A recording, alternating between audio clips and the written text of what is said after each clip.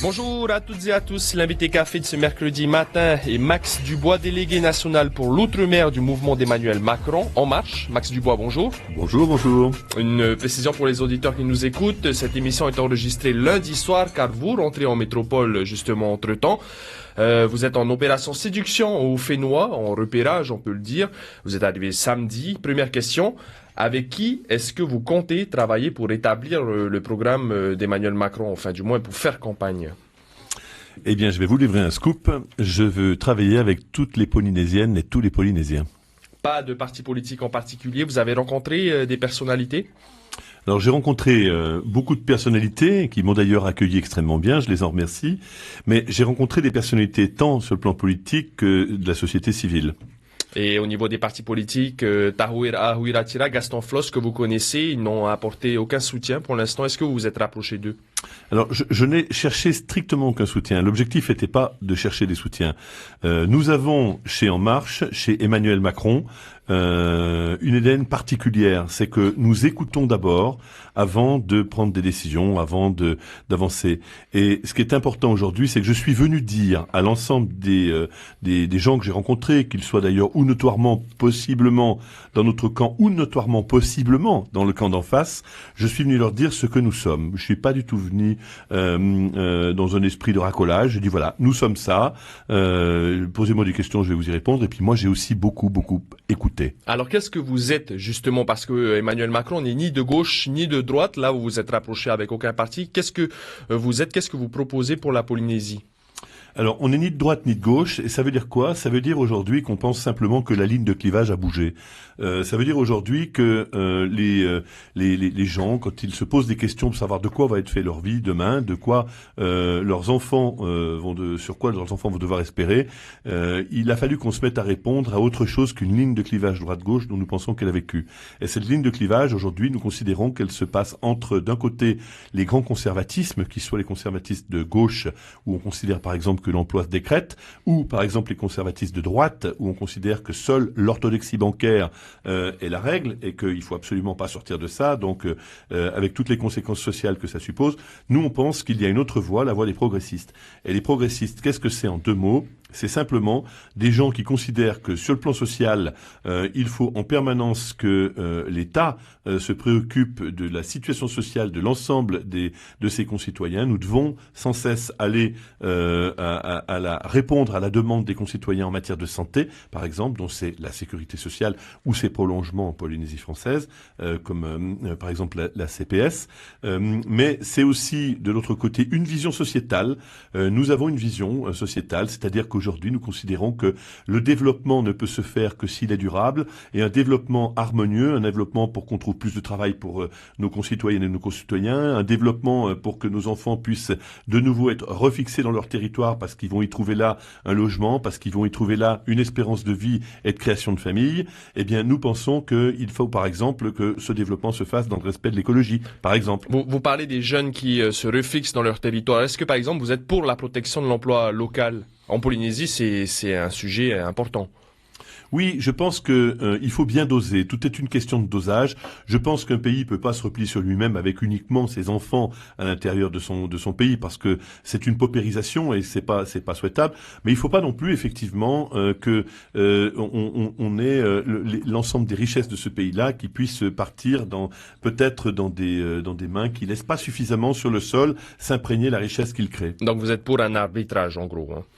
Oui, ça existe déjà dans certains territoires où il y a une préférence, comme la Nouvelle-Calédonie a fait marcher ça très bien. Le statut d'autonomie, Monsieur Dubois, excusez-moi de vous couper, c'est quelque chose de très particulier en Polynésie française. Est-ce que Emmanuel Macron, s'il est élu, ira encore plus loin? Est-ce que, par exemple, il accepterait le statut de pays associé, ou bien il reprendrait des compétences? Écoutez, je crois qu'on n'a pas ni à donner ni à reprendre des compétences. Les Polynésiennes et les Polynésiens savent ce qui est bon pour eux-mêmes.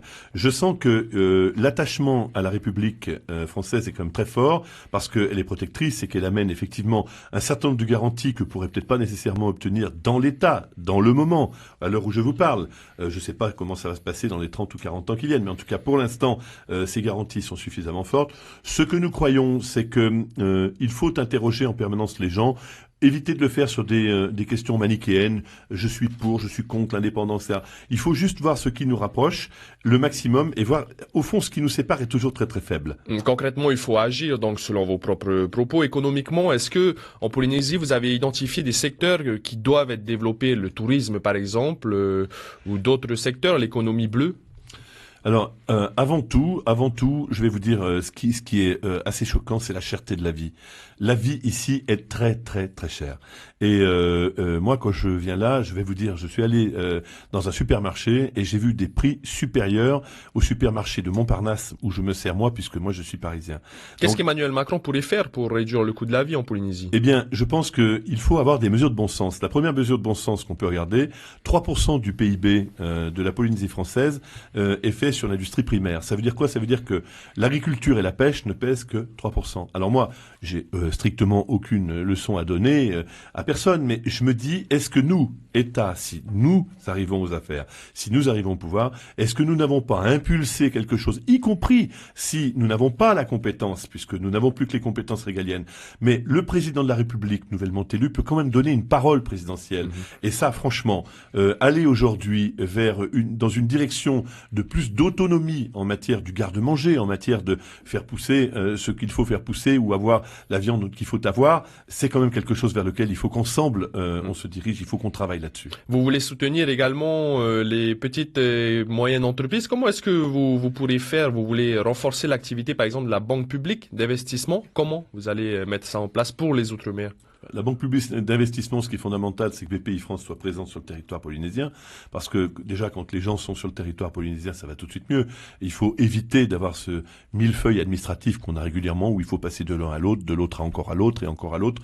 Bon, réduire en gros la couche décisionnelle, donc du coup aller quand même beaucoup plus vite. Ça, nous pouvons le faire. Ensuite, moi je suis venu là pour venir chercher des idées aussi. C'est important. Vous avez, j'ai rencontré plein de gens. Vous m'avez parlé des politiques tout à l'heure. Alors oui, j'ai rencontré plein de gens. Quelles sont les idées du coup, politiques, mais indépendamment de ce que j'ai pu entendre de Monsieur Frisch, de ce que j'ai pu entendre, par exemple, de Monsieur Nema ou de quelques autres, j'ai aussi rencontré des acteurs qui nous intéressent. Et par exemple, la CGPME. Et vous voyez, la CGPME, quand je discute avec eux, ils me disent, vous savez quoi, ce qu'il nous faudrait peut-être ici, c'est un fonds de développement pacifique.